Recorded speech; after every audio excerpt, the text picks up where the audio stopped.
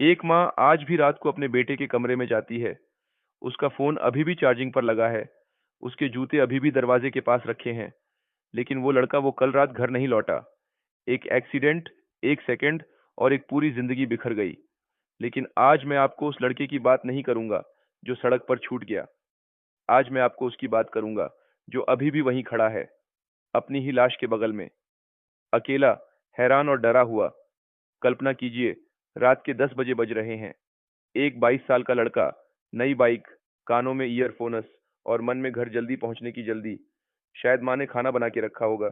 शायद उसे कल सुबह जॉब इंटरव्यू भी है। बाइक की रफ्तार है 90। सामने मोड़ है और अचानक एक ट्रक। धड़ाम। टायरों की चीख, फिर सन्नाटा। भीड़ जमा हो जाती है। कोई एम्बुलेंस बुलाता है, कोई वीडियो बनाता है, कोई कहता है हाय इतना जवान था। लेकिन उस भीड़ के बीच सड़क के किनारे एक साया खड़ा है। वो उसी लड़के का साया है। और गरुड़ पुराण कहता है उसे अभी तक पता नहीं कि वो मर चुका है। वो लड़का अपने शरीर को देखता है। वो चिल्लाता है, अरे भाई मुझे उठाओ, मैं यहाँ हूँ। वो पुलिस वाले के कंधे पर हाथ रखता है। हाथ आर पार हो जाता है। वो अपनी माँ को फोन करना चाहता है। फोन उठता नहीं। और तब उस एक पल में उसे समझ आ जाता है, खेल खत्म हो चुका है। वो शरीर जिसे उसने जिम में बनाया था, जिसे वह शीशे में देखकर इतराता था, वो अब सड़क पर एक लोथड़ा बन चुका है। और अब शुरू होता है वो सफर जिसके बारे में कोई बात नहीं करता।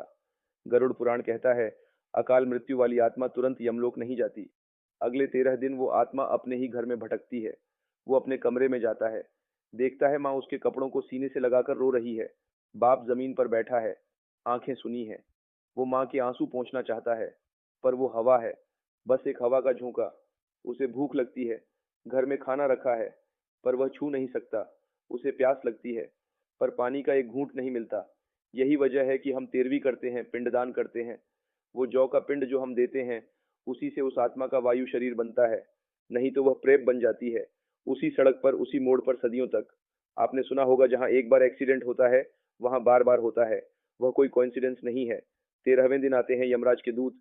ये वह सौम्य दूत नहीं है जो पुण्य आत्माओं को लेने आते हैं। ये काल दूत हैं। काले भयानक आंखें, अंगारे जैसी, हाथों में लोहे के पाश। वो उस आत्मा को बांधते हैं। चल तेरा वक्त पूरा हुआ।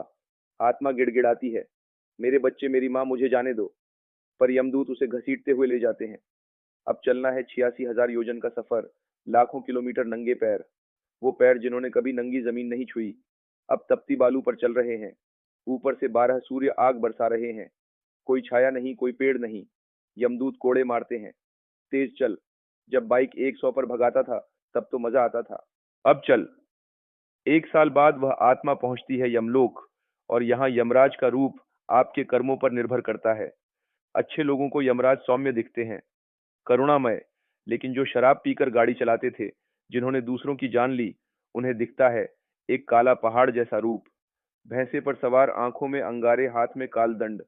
बगल में बैठे हैं चित्रगुप्त, एक मोटी किताब लिए, जिसमें हर इंसान का हर पल का हिसाब है। इसमें लिखा है किस रात कितनी शराब पी, किस रेड लाइट पर किसे धक्का दिया, किस एक्सीडेंट के बाद भाग गए। वहां कोई वकील नहीं, कोई दलील नहीं, कोई सिफारिश नहीं। वहां सिर्फ आपके कर्म बोलते हैं। पहला जिसकी खुद गलती थी, जो जानबूझकर तेज चलाता था, जो शराब के नशे में था, जो एक्सीडेंट के बाद भाग गया। यमराज का आदेश, कुंभी पाक नरक, बड़े बड़े खड़ाए में खौलता तेल आत्मा को पैरों से पकड़कर सिर के बल डाला जाता है। दूसरा जिसकी कोई गलती नहीं थी, जो नियम से चल रहा था, जो मेहनत से घर लौट रहा था, किसी और की गलती ने उसे मार दिया। यमराज करुणा से कहते हैं तेरा अंत दुखद था, पर तेरे कर्म शुद्ध हैं। ऐसी आत्माओं को स्वर्ग भेजा जाता है, या फिर किसी अच्छे घर में दोबारा जन्म। यही फर्क है। गाड़ी कैसे चलाई ये सिर्फ ट्रैफिक पुलिस नहीं देखती। दोस्तों, गरुड़ पुराण कहानी नहीं है। ये उन लाखों घरों की कहानी है जहां आज भी कोई बेटे का इंतजार कर रहा है जो कभी नहीं लौटेगा। वो शरीर जिसे हम शीशे में देखकर इतराते हैं, वो यहीं रह जाता है। साथ जाती है तो बस आदतें और कर्म।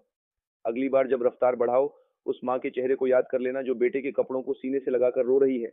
जीवन मिला है तो पूरा जियो अच्छे कर्मों के साथ, ताकि जब वह दिन आए, और वह आएगा जरूर, तो यमराज मुस्कुराकर कहें, आओ तुम्हारे लिए द्वार खुला है। इस वीडियो को शेयर करो। शायद एक शेर किसी की जान बचा दे। शायद किसी की माँ को वह खबर ना सुननी पड़े। और अगर आप हमारे चैनल पर नए हैं तो लाइक, कमेंट और सब्सक्राइब करें।